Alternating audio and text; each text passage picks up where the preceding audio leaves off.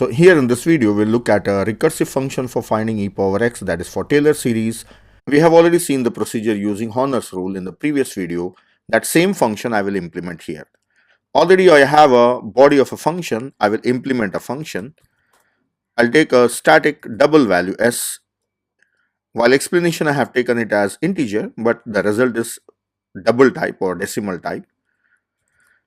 If n is equal to 0, return s. Otherwise, s is evaluated as 1 plus x divided by n into s. See, x and n both are of type integer, so I'll get integer division here. So I should typecast it as double, or else I can multiply x numerator with s beforehand, so that this result becomes double, and then divided by integer also gives double. So writing statement will give a perfect result. Otherwise, I have to typecast x by n. Now the next statement is return the function call x comma n minus 1. That's all.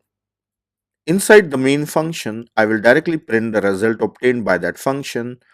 So printf percentile lf, then slash n, call the function e1 comma 10. Let us run the program. We already know the result. Let us see whether we get same result or not.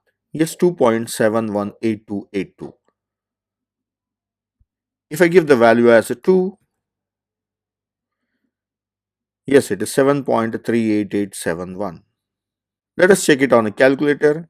2 e power x is 7.389 and we got a 388. So it is little less.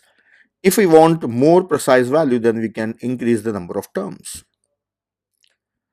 So that's all the implementation of Taylor series using Horner's rule.